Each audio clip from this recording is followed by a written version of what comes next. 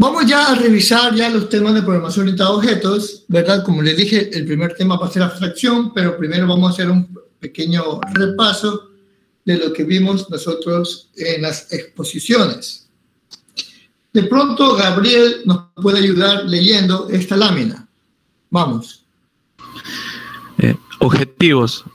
Dar un repaso general a la programación orientada a objetos, comprendiendo de manera general conceptos tales como objetos, clases, métodos, herencia, polimorfismo, etc.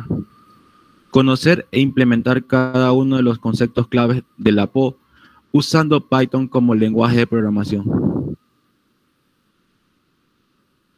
Muy bien, gracias. Introducción. Hoy en día la PO es un paradigma de programación fundamental para el desarrollo de cualquier tipo de aplicación. Por eso, hoy en día, la mayoría de los lenguajes de alto nivel, como Java, C++, entre otros, soportan este paradigma y buscan explotarlo al máximo. Python no es la excepción, de hecho. En Python trabajar con PO es muy fácil y agradable, razón por la cual durante esta presentación analizaremos de forma detallada las virtudes de Python a la hora de desarrollar software bajo este paradigma. Lo que está en la pantalla, Yanel Merchan, no sé si me escucha, veo que está en pantalla.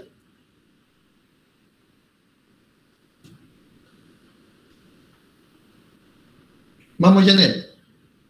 2, Python. ¿Sí me escucha? Sí.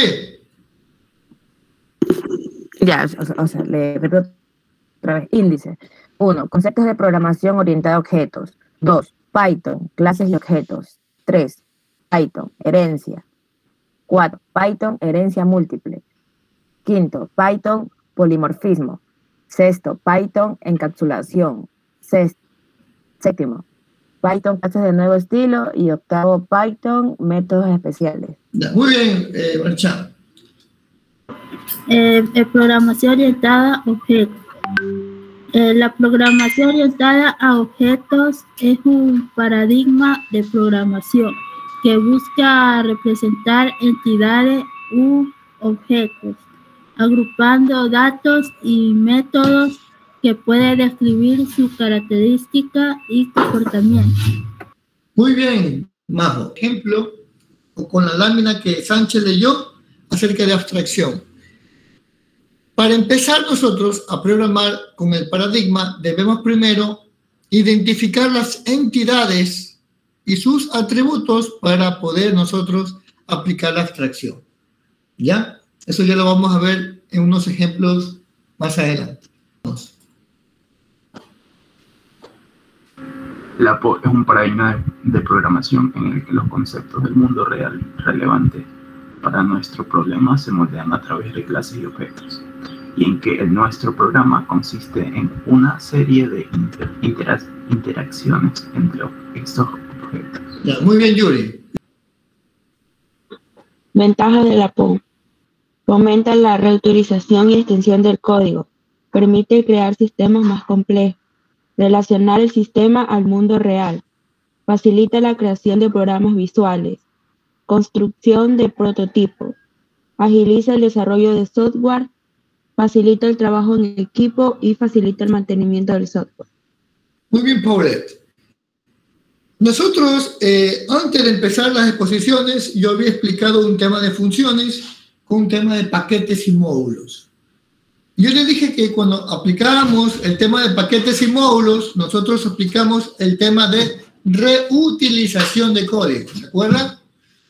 Por eso que yo no podía saltarme a este tema de PO directamente, como algunos lo han hecho. Yo respeto la manera de mis colegas, pero yo no puedo pasarme de un tema si ustedes no tienen claro el tema de funciones, o el tema de paquetes, el tema de reutilización. Entonces, por eso que me adelanté con ustedes aplicando esta cuestión de paquetes y módulos, justamente para aplicar un concepto o una ventaja de PO, ¿verdad? Que es la reutilización de código. Y justamente aplicando esa cuestión, estamos aplicando otros conceptos de manera directa que se llama la modularización, ¿verdad? Que es de un problema grande, dividirlos en pequeños problemas. O un bloque grande, dividirlos en bloques pequeños. Entonces, de esa manera tú te encargas de resolver problema pequeño y lo comienzas a ensamblar. Así como un rompecabezas. ¿Ya? ¿Alguna duda si quieren opinar o preguntar sobre lo que estoy hablando? Ya.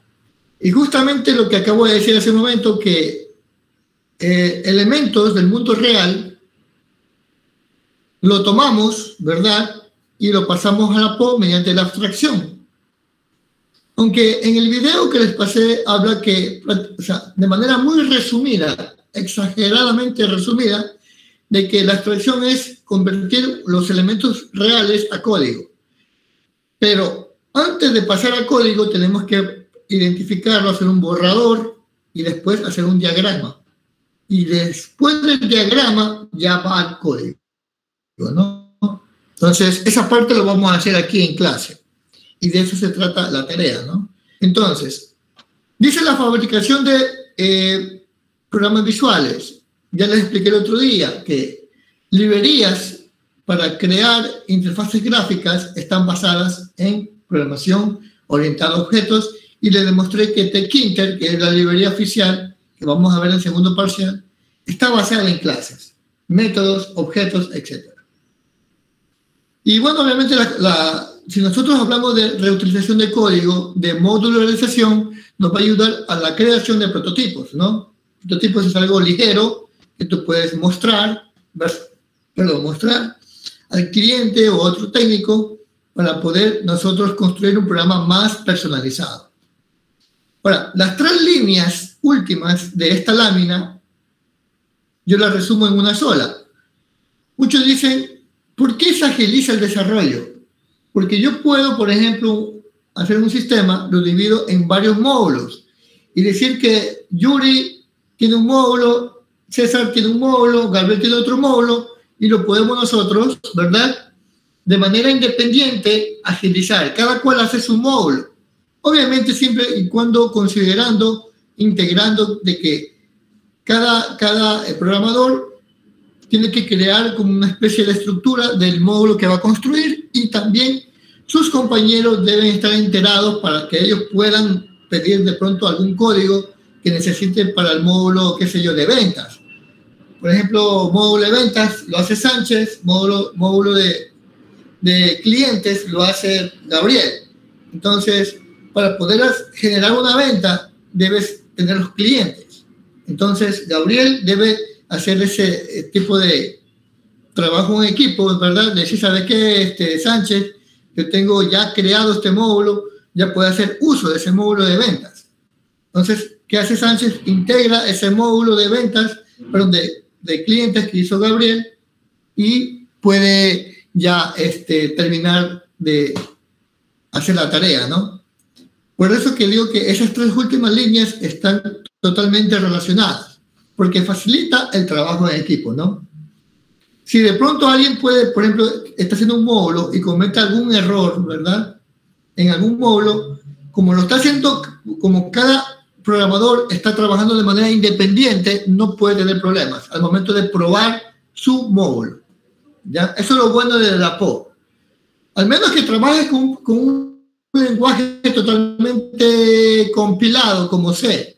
Así te salga un error en cualquier parte, igual no te va a ejecutar. Pero en cambio, Python, Java tiene la ventaja de que de pronto tú tengas algún error en otro lado, igual te ejecuta, ¿ya? Bueno, ¿qué es el mantenimiento del software? Suena medio raro, ¿no? Uno escucha mantenimiento de equipos, mantenimiento de vehículos, etc. ¿Qué es el mantenimiento? Es cuando nosotros mejoramos nuestra aplicación. Ejemplo, yo les dejo a ustedes un sistema ya hecho. Justamente el que les pasé el otro día, ¿verdad? Cuando ustedes me pidieron. Y viene Yuri y le da mantenimiento. ¿Qué hace? Dice, no, este módulo está demasiado grande, lo hago un poquito más pequeño. Lo corrige. O dice, ¿sabe qué? Le falta algo a este módulo. Lo aumenta. O dice, ¿sabe qué? ¿Puedo yo mejorar este proceso, esta ventana que se vea más elegante? Lo puede hacer. Eso se llama mantenimiento. Y en la mayoría de trabajos, siempre, o sea, el 80%, si no es hasta más del porcentaje de proyectos reales en la vida laboral, siempre te contratan para que tú hagas mantenimiento. Es raro últimamente que alguien construya un programa o un proyecto desde cero. Siempre es mantenimiento. Por eso es que surge esta duda y es media confusa. ¿Cuál es la diferencia entre un programador y un desarrollador de aplicaciones? Y uno se queda pensando, ¿verdad? Digo, bueno, programador y desarrollador es lo mismo, pero no es así. El programador justamente puede hacer sistemas desde cero, pero la mayor diferencia es que ellos pueden construir código aplicando el mantenimiento de software, o sea, leyendo código de otra persona para poder corregir, etc. ¿Y qué hace un desarrollador? Es aquel que construye desde cero un sistema. Esa es la gran diferencia entre un programador y un desarrollador. Ahora, en el mercado laboral más piden con el perfil de programadores. ¿Alguna duda? Modelo orientado a objetos. Para entender la programación orientada a objetos, vamos a revisar unos conceptos básicos. 1. Objeto. 2. Clase. 3. Mensaje. 4. Método. 5. Interfaz. Y 6. Herencia. Ya, muy bien. Entonces vamos a repasar viendo estos conceptos, ¿verdad? Dice que un objeto es una unidad que engloba en sí características y comportamientos. Ya saben que las características hacen referencia a los atributos, ¿verdad? Que son variables, ya en el código. Comportamientos son las acciones, las funciones, como ustedes conocieron en primero, y los métodos en POP. ¿Ya? Obviamente que todo eso es necesario para procesar la información. Cada objeto contiene datos y funciones. Eso ya lo vamos a ver en la práctica. Dice que un programa se construye como un conjunto de objetos o como un único objeto.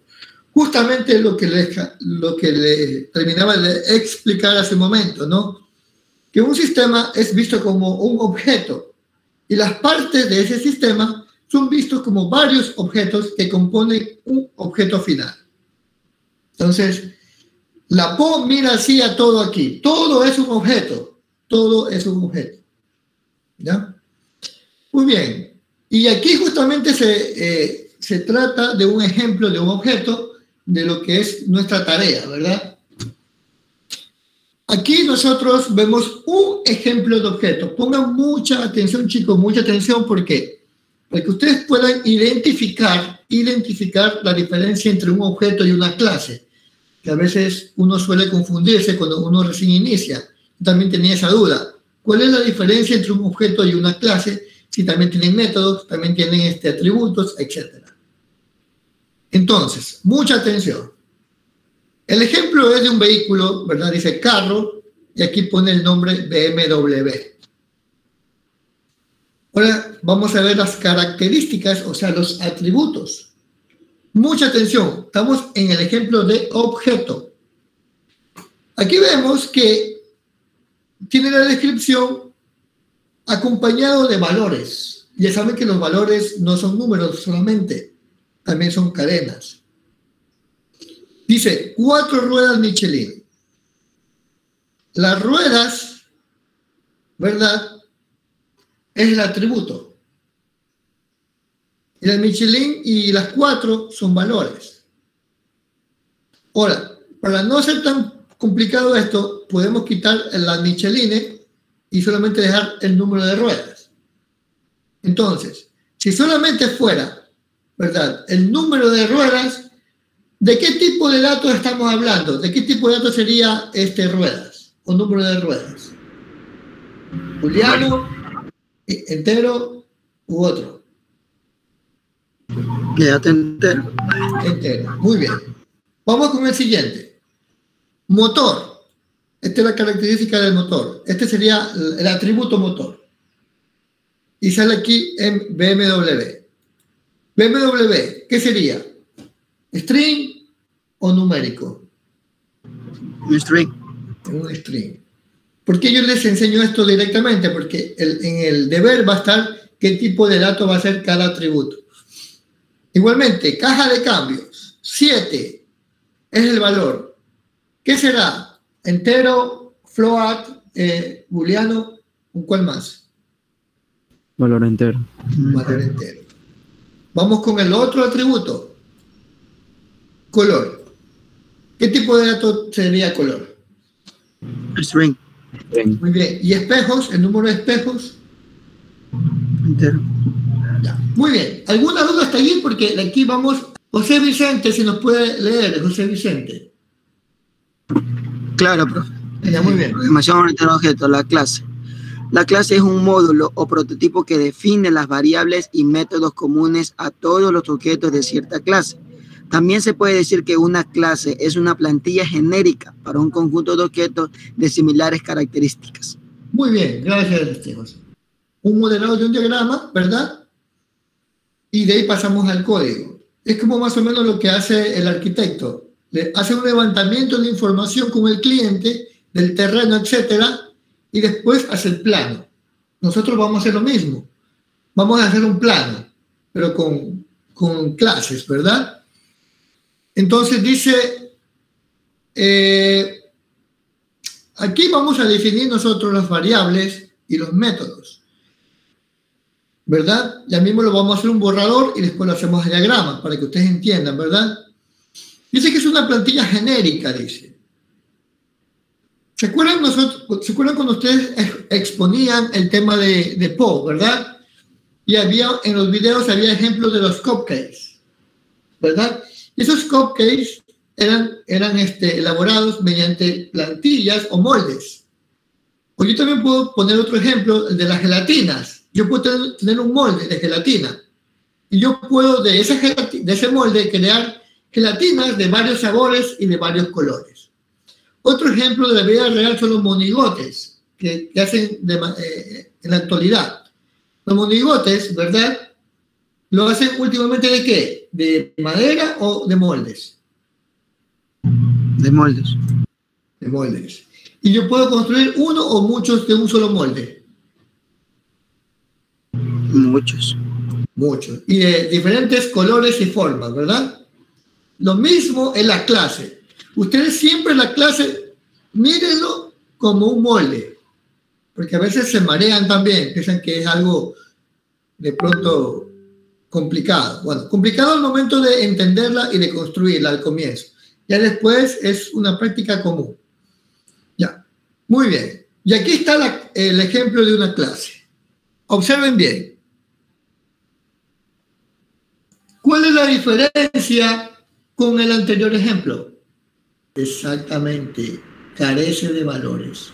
En la clase no se especifica el valor, es totalmente general. Generalizado. Cuando dicen, todos ustedes son unas malas personas. Y viene alguien y dice, ¿por qué me generalizas? ¿Por qué me metes a mí en ese conjunto de malas personas si yo no soy así? ¿Verdad? Estoy generalizando a todos. Entonces, la plantilla o la clase, eso hace, generalizar. ¿Alguna duda? De pronto, Pedro Luis Barré nos puede ayudar con esta pequeña lámina.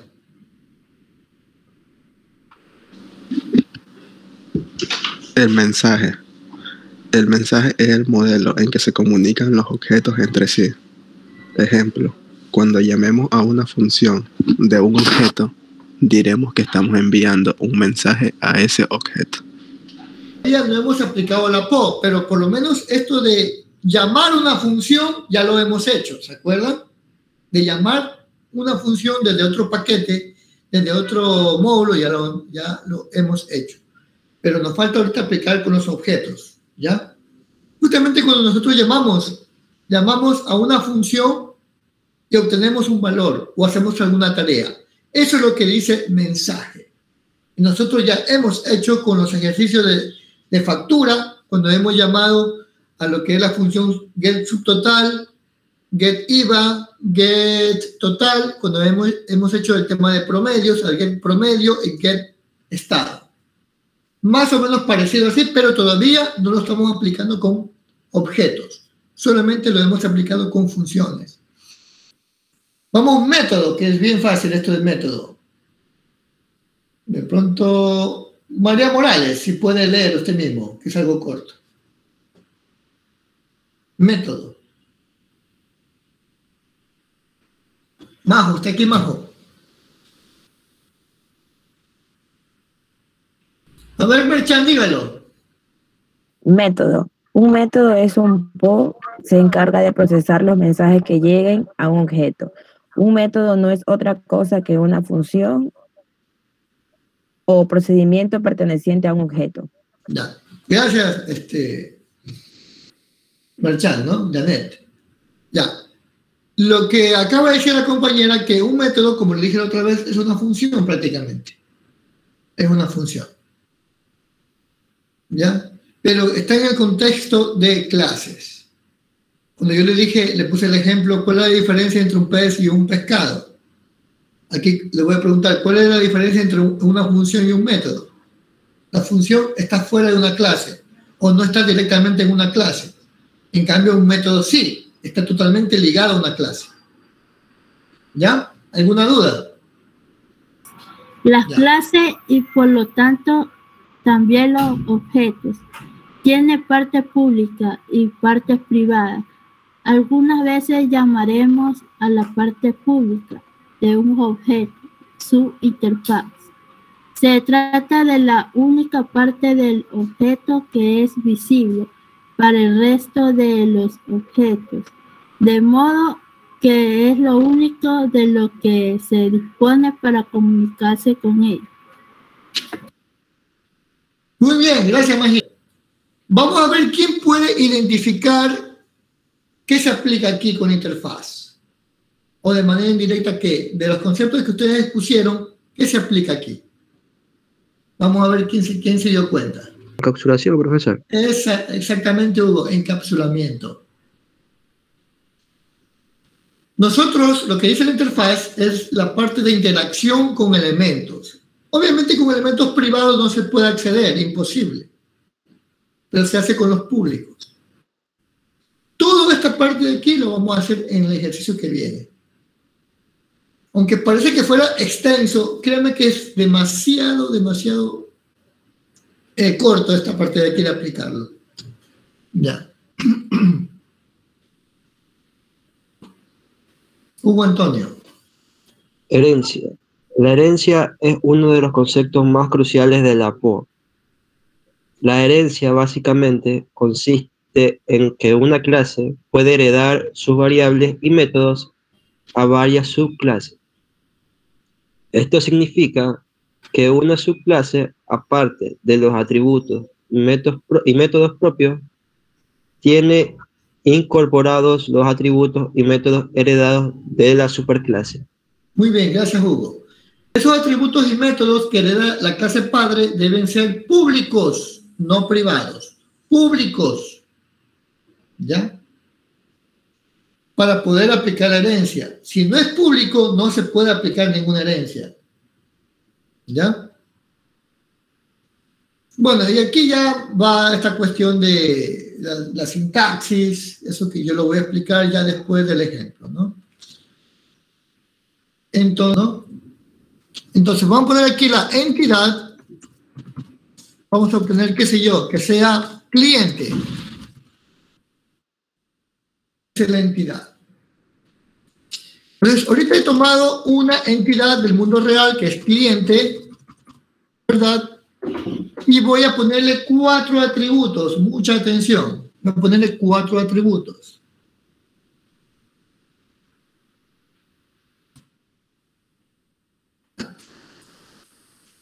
Entonces, primero vamos a hacer la cédula. ¿Verdad? Ese es el primer atributo. Mi pregunta es, ¿la cédula qué tipo de datos será? ¿String?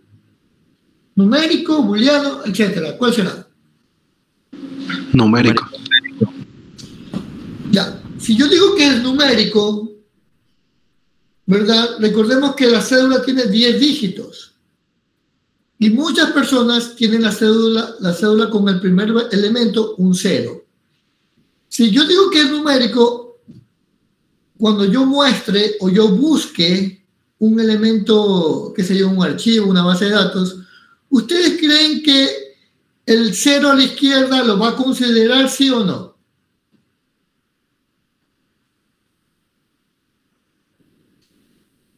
Porque el número no contiene ceros a la izquierda, los números ya de manera reales. Y entonces, siempre lo manejamos con string. ¿Ya? Y ya verán, cuando hagamos un ejemplo con cédula, haciendo una búsqueda, vamos a ver la diferencia cuando ponemos de manera numérica y de manera string.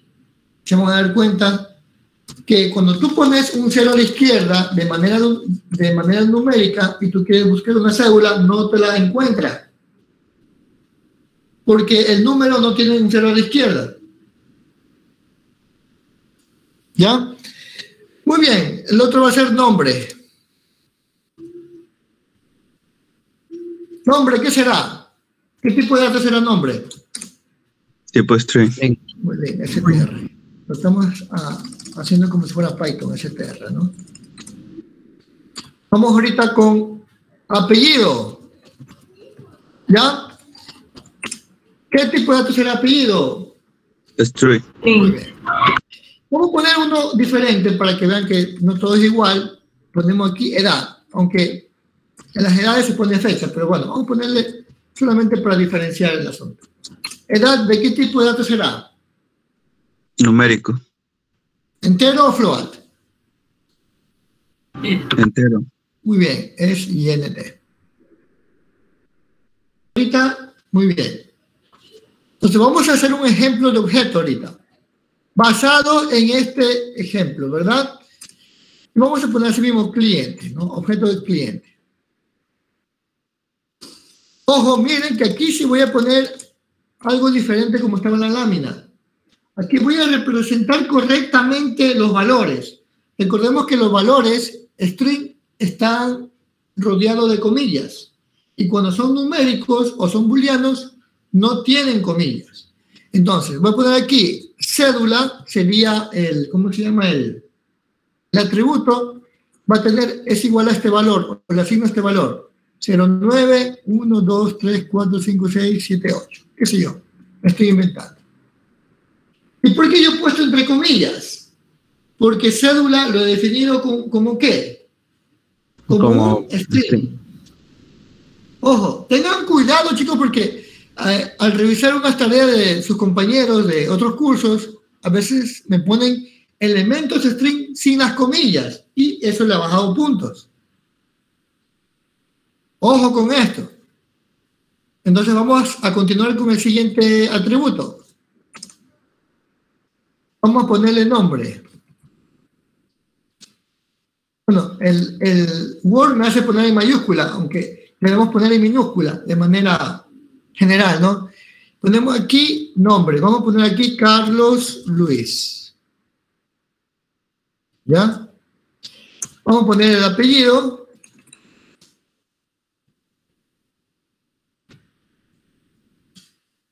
Igual, y ponemos aquí, qué sé yo, vamos a darle apellido Cruz López. Que ven cómo están representados los strings. Y vamos a poner la edad. Y aquí va a cambiar.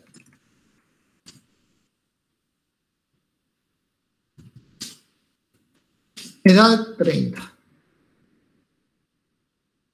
¿Y ven la diferencia entre cómo asignar un valor a una variable numérica y una variable string? Entidad producto. Entidad producto.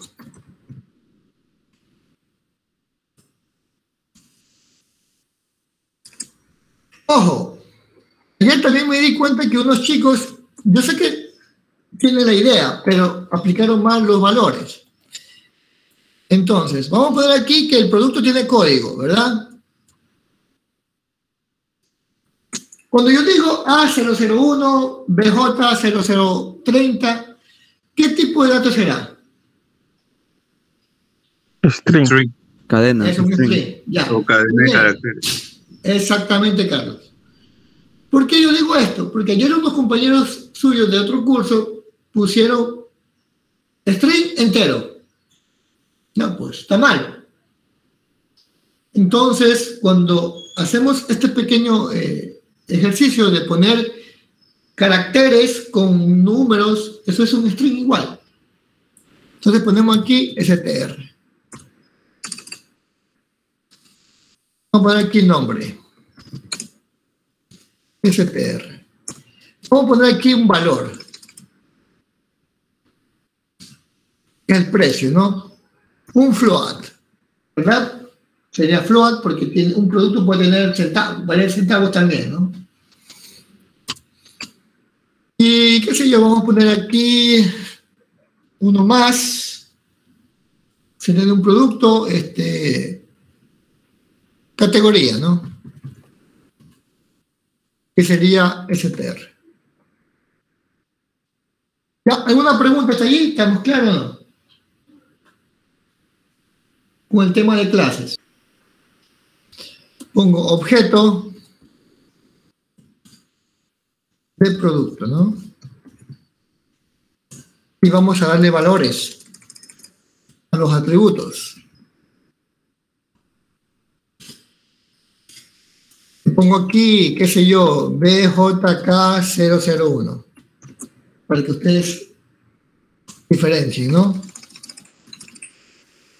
Nombre, voy a poner aquí nombre, el producto, y le voy a poner aquí, qué sé yo, gaseosa.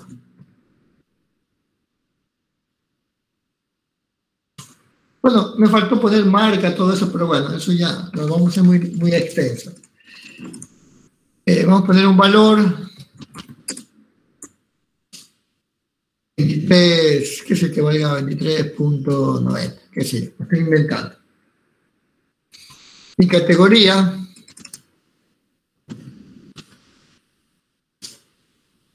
bebidas o sodas, perdón.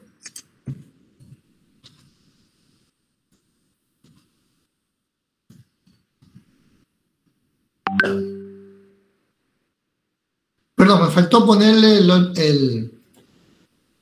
el símbolo de las comillas.